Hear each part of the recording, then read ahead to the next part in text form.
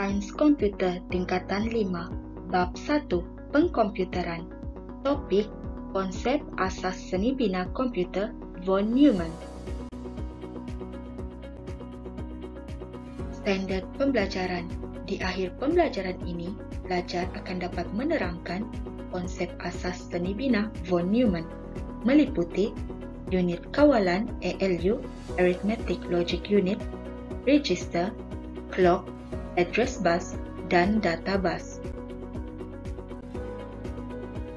Pada tahun 1945, John von Neumann mendapat idea mencipta kaedah untuk menyimpan atur cara komputer dalam sistem komputer. Ideanya ialah atur cara dan data disimpan dalam ingatan dan digerakkan dari unit ingatan ke pemproses. Konsep ini dirujuk sebagai seni bina von Neumann. Terdapat 3 komponen utama dalam seni bina von Neumann, yaitu CPU, ingatan, dan peranti input dan output. Komponen-komponen ini dihubungkan dalam sistem bus. Rajah berikut menunjukkan seni bina von Neumann yang komponen-komponennya seperti CPU, ingatan utama, dan input serta output dihubungkan bersama melalui sistem bus. Sistem bus terbahagi kepada 2 bahagian, yaitu bus dalaman dan bus luaran. Bus dalaman menghubungkan komponen-komponen dalaman, pemproses dan membenarkan komponen tersebut bertukar-tukar maklumat. Bus luaran menghubungkan pemproses dengan komponen luaran seperti ingatan dan peranti input dan output.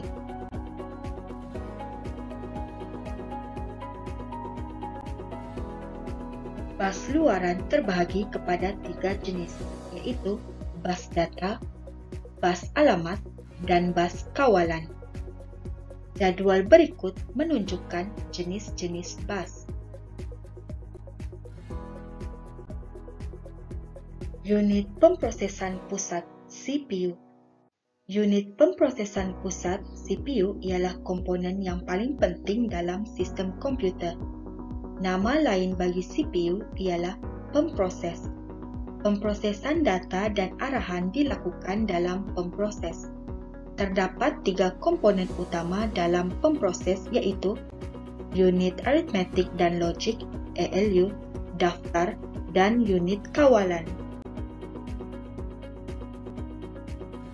Unit arithmetic dan logic ALU melakukan operasi-operasi aritmetik seperti tambah, tolak, bahagi, darab, nilai negatif, dan sebagainya, dan operasi-operasi logik seperti dan, atau, tak, eksklusif, atau, dan sebagainya. ALU menerima input dari daftar-daftar dalam CPU dan menghasilkan maklumat untuk dihantar ke daftar sebelum disimpan dalam ingatan. Komponen yang digunakan bagi menyimpan data dan arahan yang dicapai dari ingatan utama sebelum dihantar ke ALU untuk diproses dan menyimpan hasil pemprosesan sementara sebelum dihantar ke ingatan utama dan dipamerkan melalui peranti output. Berikut merupakan antara contoh jenis daftar yang terlibat dalam gitar mesin pemprosesan data. Pertama, PC, kedua, ACC, ketiga, MAR, keempat, MDR, dan akhir sekali, IR.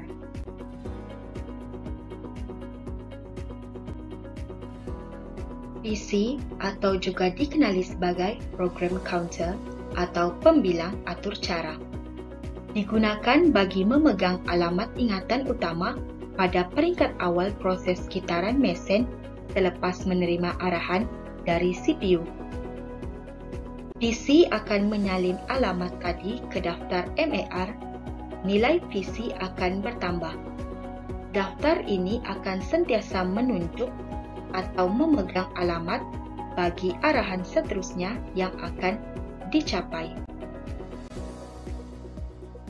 ACC, akumulator atau daftar pengumpul, digunakan untuk menyimpan data yang menjadi input dan output semasa operasi ALU. MAR, Memory Address Register, daftar alamat ingatan. Daftar ini memegang alamat lokasi maklumat di dalam ingatan utama. Apabila pemproses ingin mencapai data dari ingatan, pemproses akan memberikan isyarat alamat lokasi ingatan yang diperlukan dari PC dan disalin ke dalam MAR.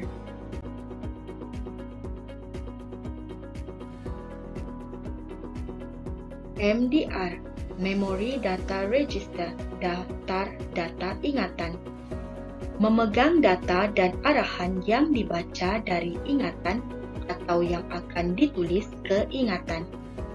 Kandungan arahan dalam MDR akan dihantar ke IR, dan kandungan data akan dihantar ke ACC.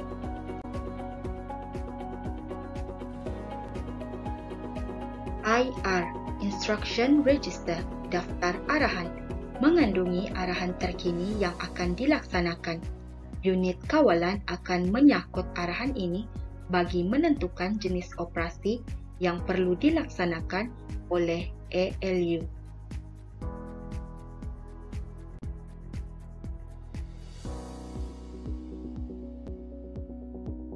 Unit kawalan menerima dan mencana isyarat-isyarat bagi mengawal operasi keseluruhan sistem komputer. Input utamanya ialah denyutan isyarat dari sistem jam. Unit kawalan mengandungi penyangkut arahan dan logik pemersaan serta kawalan. Sistem jam, clock system. Jam merupakan satu peranti chip dalam pemproses yang menjana denyutan elektronik pada kadar yang tetap bagi menyeragamkan semua operasi komputer. Unit yang digunakan bagi menghitung kadar kelajuan jam dalam pemproses clock speed measurement ialah Hertz. 1 Hertz ialah satu denyutan atau kitaran per saat. Jika jam mempunyai kadar 160 MHz, maka ini menunjukkan jam mempunyai frekuensi 160 juta denyutan atau kitaran sesaat. Pemproses akan menggunakan denyutan ini semasa melaksanakan arahan dalam kitaran mesin. Oleh sebab itu, jika CPU mempunyai kelajuan jam 160 MHz, maka pemproses boleh memproses 160 juta kitaran mesin sesaat. Satu arahan memerlukan satu kitaran mesin untuk dilaksanakan. Hal ini bermakna komputer boleh melaksanakan 160 juta arahan dalam satu saat. Dengan itu, lebih tinggi kelajuan Hertz, lebih laju komputer tersebut.